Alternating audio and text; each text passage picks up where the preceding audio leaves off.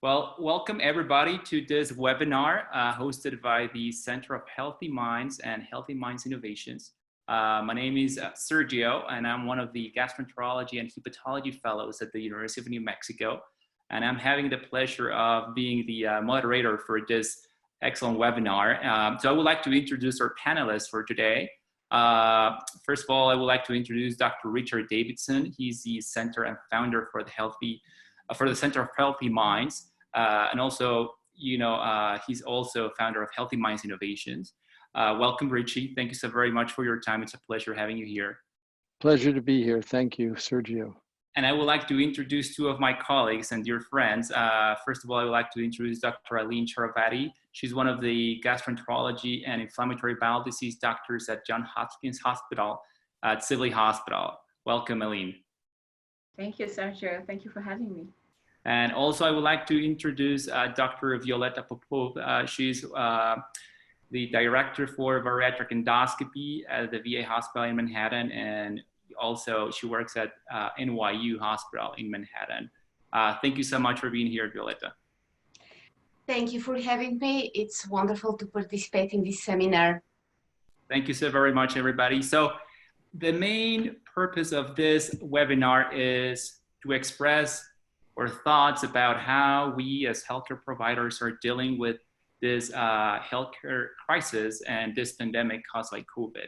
So I would like just to bring up some thoughts and then, ask Aline, ask Violeta about their opinions and their thoughts and their feelings, how they sense this whole situation. And then also ask Richie about his thoughts on how we as healthcare professionals and healthcare providers can get benefit from the tools and all the science that is behind well-being and a lot of the things that have been done at the Center for Healthy Minds. So first of all, I would like just to bring up a couple of things. And, I've heard you, Richie, mentioning a couple of days ago that it is extremely important for us to see this time as a time of not socially distancing. Sorry, I'm going to correct this. Physically distancing, but being very socially connected. And I'm not sure if you want to just bring some thoughts about why it is important for us to make this distinction between, people being physically distancing, but socially strongly connected. Yeah, well, that's a very important issue in my view. The public health experts are instructing us to be physically distant. Unfortunately, they've been using the phrase social distancing, which I think is a misnomer. What's required from a public health perspective is to be physically distant, but we're fortunate to be living in an age where we can maintain physical distance while being socially connected. And we know from a long history of research that social connectedness is something really important. It's not just important for our psychological well-being, but it's actually important for our physical health. And so I would say that it's important to reflect on that, to keep that in mind. And even if we might be walking outside, taking a walk, and we see others, whether we know them or not, of course, we need to maintain physical distance. But at the same time, we can smile. We can appreciate that they are suffering in the same way that we are. We can, in our mind, wish them that they be safe and that they be healthy. And in that way, we can maintain a social connectedness and at the same time respect the requirement to be physically distant. And so I think this is something really important that we all take to heart during this pandemic. Well, that was very inspiring, Richie. And, I think from a global health perspective, it's very important for us to make that distinction. And, I want to ask you both, Aline and Violeta, how you think, what are the thoughts, the reflections that you, as a healthcare provider, but, as a father, as a mother, as a colleague, how you guys been, dealing with this emotionally? How do you feel? What things have you done that, have made an improvement on how you face this on a daily basis? I think you're going to hear different experiences between the two of us. Violeta has been really on the front line, taking care of patients with COVID-19 in New York. And we, in our location, haven't gotten hit as much yet. So I think you're going to see different experiences. And I can't pretend to, know what Violeta feels and how she manages the stress and the circumstances. But what I can tell you is, I am the clinical director of our division. And when COVID-19 started, the first thing that came to mind is I need to keep my staff and my patients safe. Thinking about what are the steps that we need to take. So it was a very logical approach to things. How can we move to telemedicine? How can we cancel safety procedures? How can we set things up so that people can work from home? So the first reaction was a very rational reaction, but very quickly it became very consuming. Reviewing the COVID-19 data, the emails from institutions, really just getting into that cycle of just waking up and going to bed with COVID. So I quickly realized that in addition to practical steps, I really needed to take a step back and really see what is my perspective? What is my narrative? It's not just that I have to deal with an enemy here and I have to put steps in place. But if I don't find a way to, a healthy way to cope with this, beside the logic that comes with things and the practical steps, then the next few weeks or month are going to be, physically, emotionally, even spiritually, very destructive and difficult to handle. So I really wanted to, one of the things actually that was very distressing to me is a loss of like who I am as a physician. I can't scope, I can't see my patients except by televisit. A way of like, I am a very social extrovert person. I hug my patients. I like the contact with people. I like to go out for a drink afterward, and suddenly this is taken away from me. And so it was a little bit of like, let me stop and think about this. And, Richie said it very nicely that social distancing doesn't really mean social, it's a physical distancing. And it's important to keep the emotion and the connection going. And then to really reframe the whole problem that, I'm keeping my family safe by having them at home, I'm keeping my staff safe, but also I haven't lost my identity as a physician. It's not because I'm not scoping and physically seeing patients.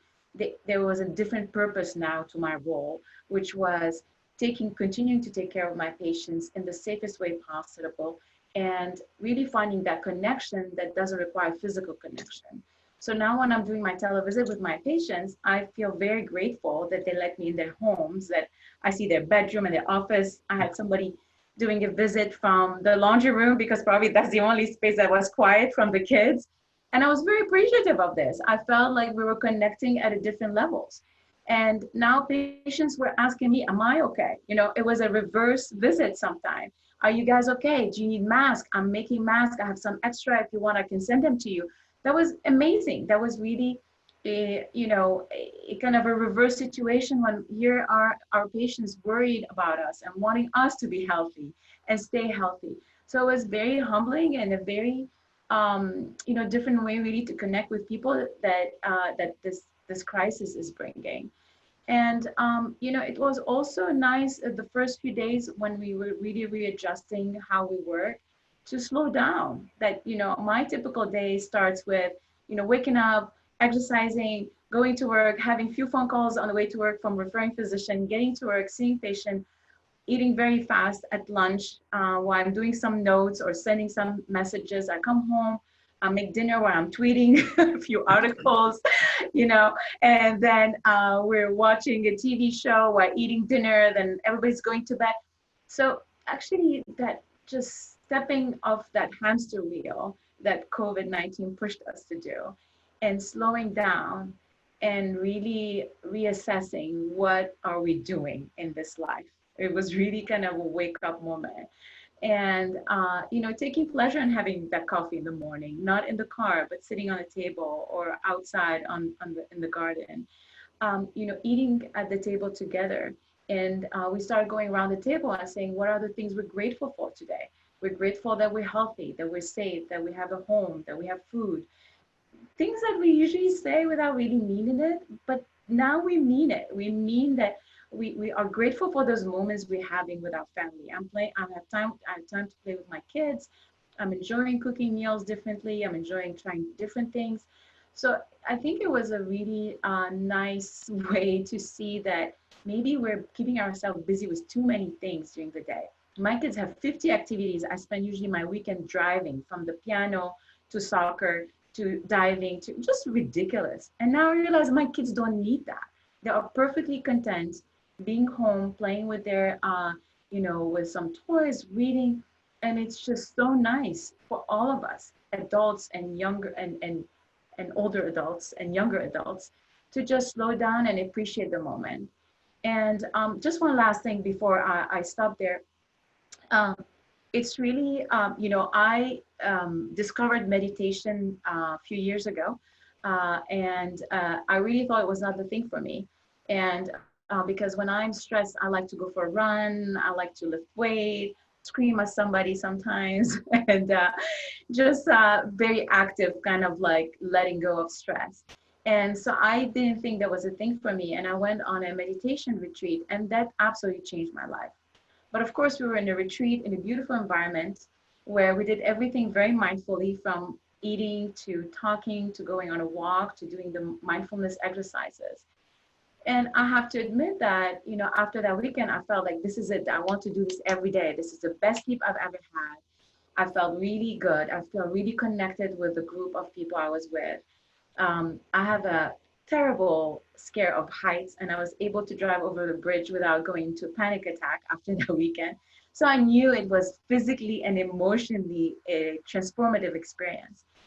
But like I said, we just get taken by life, right? So I don't have time to have 5 minutes to meditate, and I don't have, my kids are asking me for stuff, and I have to finish that email and send this work. So meditation becomes kind of in the back of our mind. And to be honest, the time that I feel is more like an active meditation for me is when I go for a run.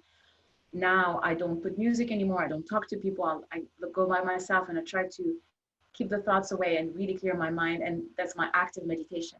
But now with this time that we're having, and with this crisis, and knowing that we really need to have a nice look inside, and give moment to our soul and mind and heart, to really kind of nourish those parts of ourselves, not just get busy with just saying things and doing things.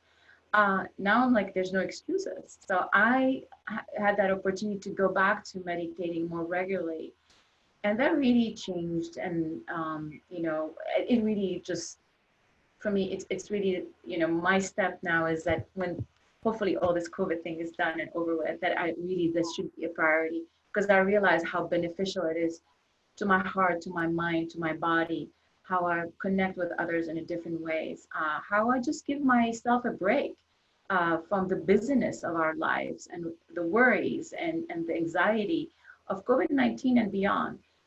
So I think the message that I see now stepping away is that I feel this crisis put a stop to our craziness of every day.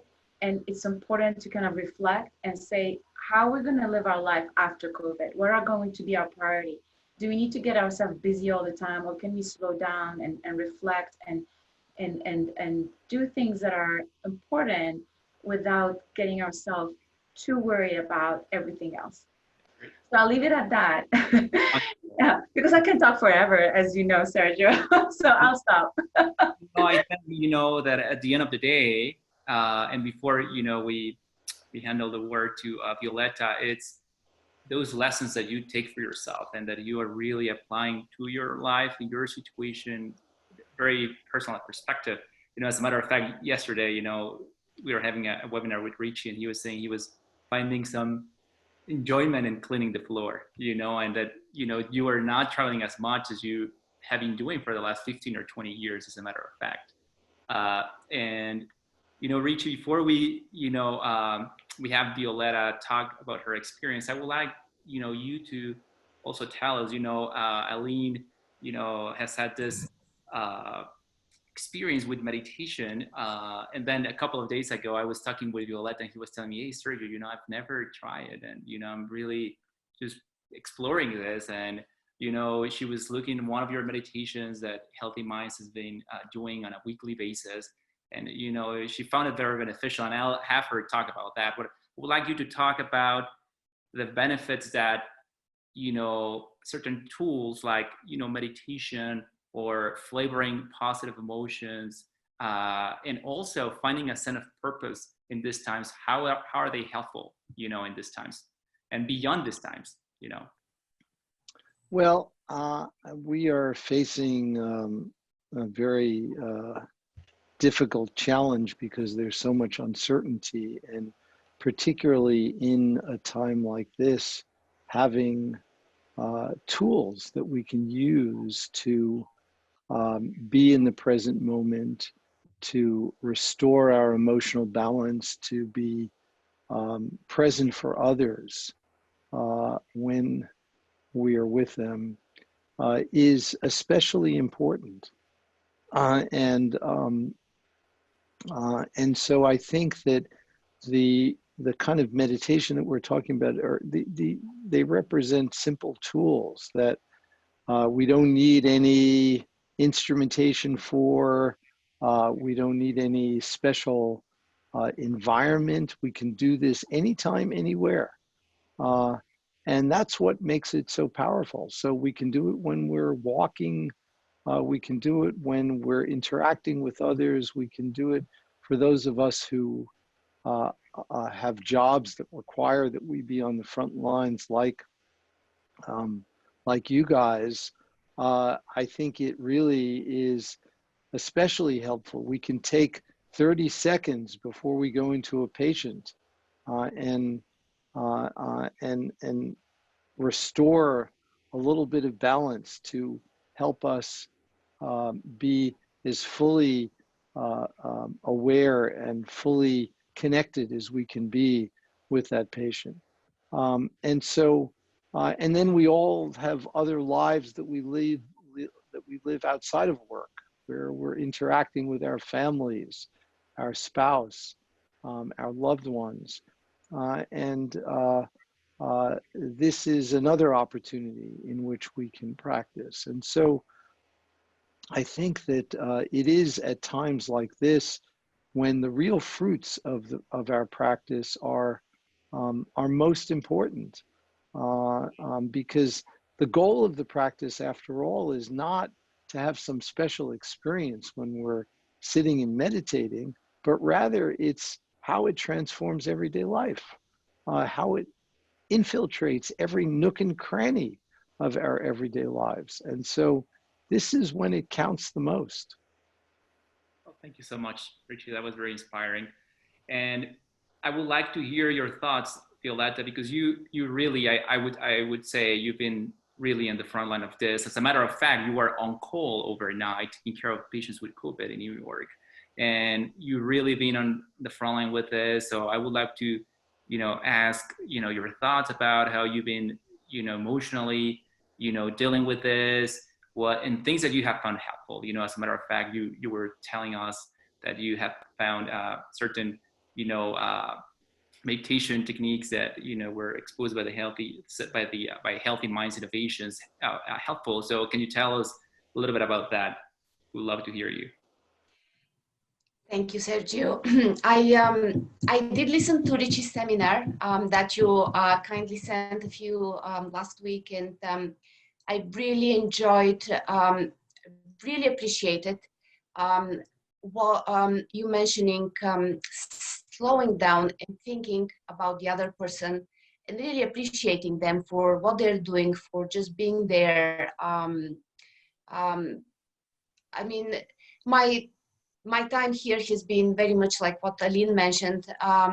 Initially, we were all trying to kind of organize our lives around COVID-19, not knowing what to expect. As you remember, guys, very quickly it was, we are doing endoscopies, and we are all concentrated on how we are going to be doing endoscopies in those patients, because for each of people who are watching this and not gastroenterologists, our procedures are considered high risk for spreading the infection. So our first thought was organizing the units, how to make sure that our endoscopy unit and staff is safe and we can provide safe care to our patient. But very quickly in New York it became obvious. And I wrote our unit's guidelines with the help of my colleagues.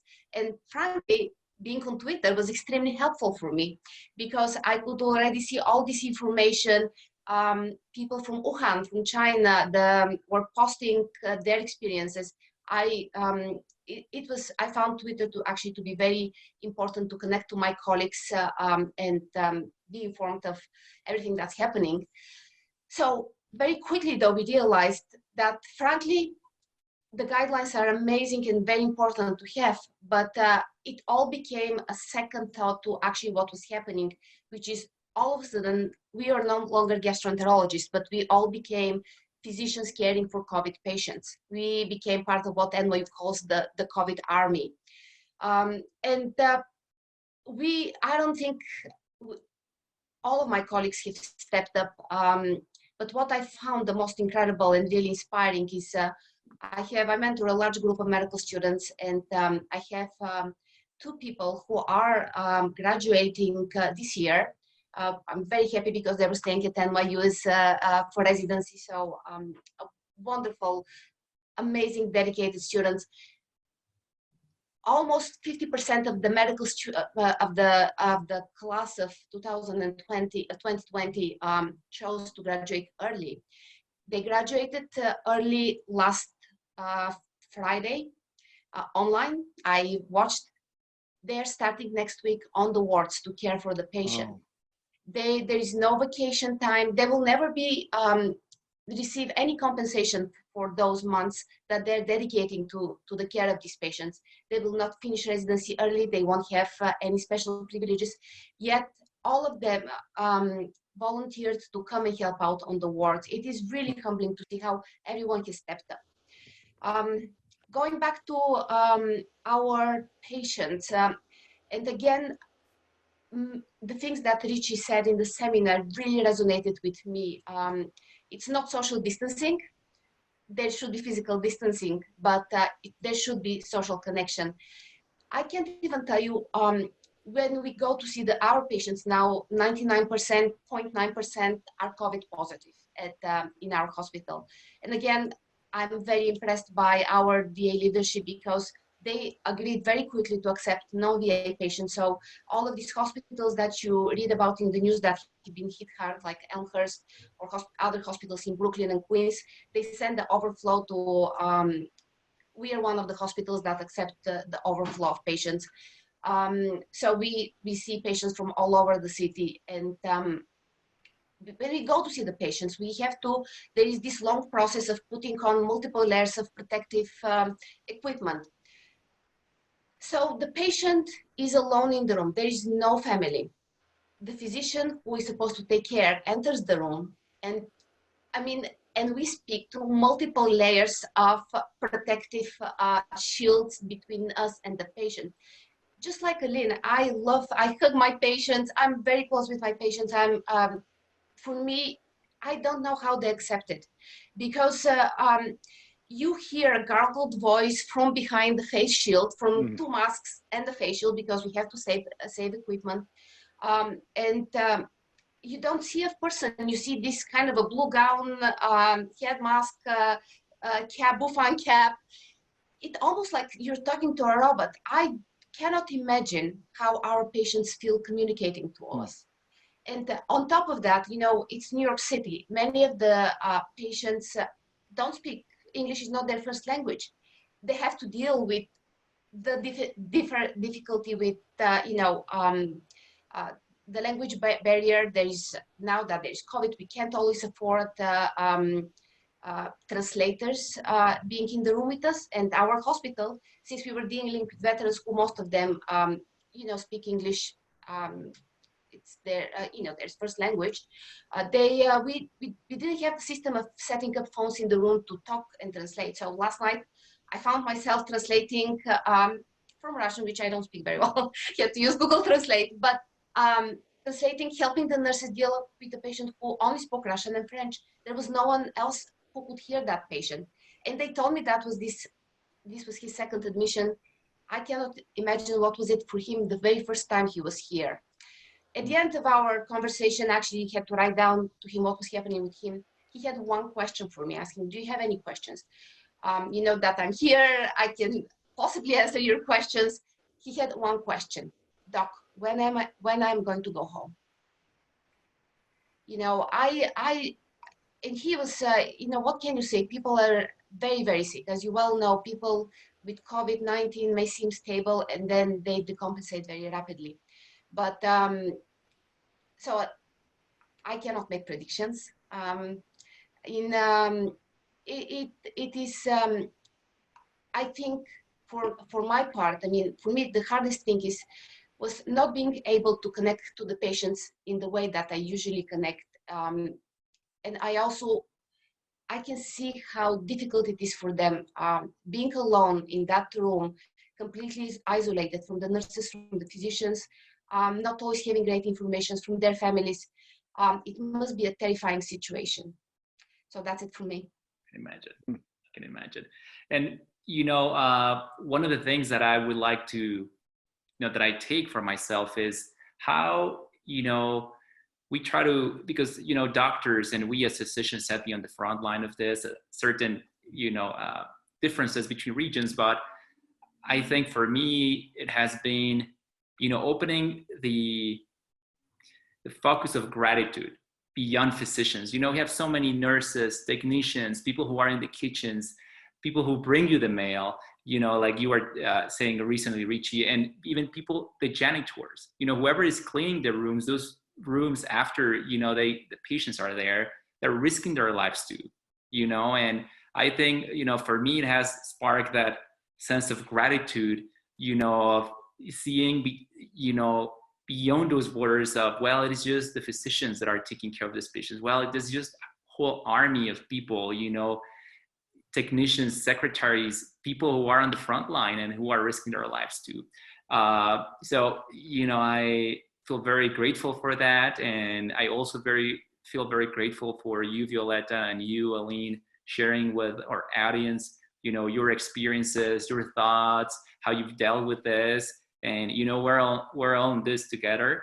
And we want to thank you, Richie, as well for, you know, sharing with us your time, for having, you know, the Center for Healthy Minds and Healthy Mind Innovations, you know, hosting this event, which we believe, you know, it could be a benefit for, you know, hundreds of health providers who are dealing with this crisis too. And, you know, as a matter of fact, I would just like to hear, you know, some closing remarks from you, Richie, some recommendations to all the people who, you know, in the healthcare perspective are dealing with this. Well, I'd first like to express my gratitude and appreciation to all of you, and your story, Violeta, particularly was so moving, and I am just deeply humbled by the work that you all are doing, and it's just unimaginable what it is on the front lines. I grew up in New York City. I know the city well, and to see, to read about it in newspapers, to see the pictures, it's just been heart-wrenching. So I think that particularly in these times, we need every tool that we can use to maintain our emotional balance, in order for us to be as helpful as we can be. And so I think these simple strategies that we've talked about, of awareness and appreciation of kindness, and intentionally cultivating these qualities, even if it's just for a few seconds, that we sprinkle throughout a day, can really make a big difference. And so I just so deeply honor and appreciate the healthcare professions during this time, and you guys are real bodhisattvas, and it's just wonderful to see. And you I think will serve as an inspiring example for all of us. So thank you so much for everything you're doing. Well, thank you so much again, Richie. It was very inspiring. Thank you so much, Violeta. Thank you so much, Aline, for your time, and for sharing with the audience, your stories. Thank you so much, Richie, and thank you so much to the audience, for your time. Thank you so much again to Healthy Minds Innovations and to the Center for Healthy Minds for hosting us. And stay safe and stay healthy. Thank you very much.